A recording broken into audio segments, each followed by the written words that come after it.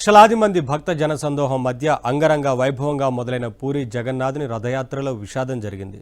తొక్కిసలాటలో 2 మృతి చెందగా వందలాది మంది అస్వస్థతకు లోనయ్యారు.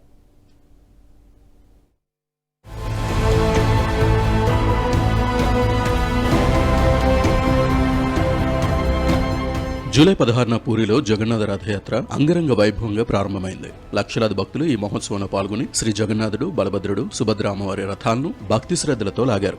అత్యంత వైభవంగా సాగిన స్వామివారి రథోత్సవంలో అపశృతి జరిగింది. పూరి జగన్నాథుని రథయాత్రలో ఒకసారిగా విషాదం అలుముకుంది. రథయాత్రను కనులారా వీక్షించాలన్న ఆశతో దేశ విదేశాల నుంచి లక్షలాది మంది భక్తులు తరలి రావడంతో పూరి క్షేత్రంలో విపరీతమైన రద్దీ ఏర్పడి యాత్ర ప్రారంభమైన కొద్దిసేపటికే తొక్కిసలాట జరిగింది. ఈ ఘటనలో 2 మృతి చెందగా వందలాది మందికి తీవ్ర గాయాలయ్యాయి. వార్షిక రథయాత్రను రాజు దివ్యసింగ్ దేవ్ చేరా పహన్రా సంప్రదాయం ప్రకారం కార్యక్రమాన్ని నిర్వహించారు. అనంతరం జగన్నాథ స్వామి, బలభద్రుడు, సుభద్ర రథాలపై బంగారు చీపురుతో ఊడ్చే క్రతువును నిర్వహించి లక్షలాది భక్తుల నడుమ రథయాత్ర సాగింది. స్వామివారి రథాన్ని లాగేందుకు భక్తులు పోటీపడ్డారు.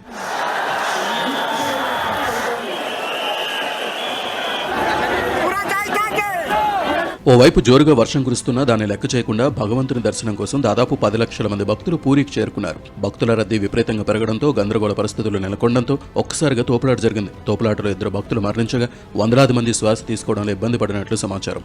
అస్వస్థతకు గురైన భక్తులను చికిత్స నిమిత్తం పూరి మెడికల్ ఆసుపత్రికి తరలించారు. యాత్రికుల భద్రతను పర్యవేక్షించేందుకు ఎమర్జెన్సీ టీం వెంటనే చర్యలు తీసుకున్నట్లు పోలీసులు చెబుతున్నారు.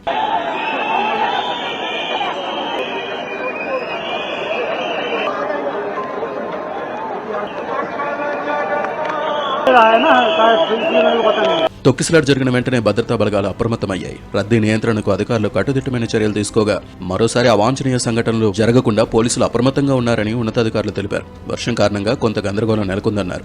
ఇక గుజరాత్లోని రాజ్కోట్లోని భగవాన్ జగన్నాథుని 19వ రథయాత్ర అంగరంగ వైభవంగా నిర్వహించారు. రథయాత్రలో అఘోర వేషధారణలోని కళాకారుల ప్రదర్శన కట్టిపాడేసింది.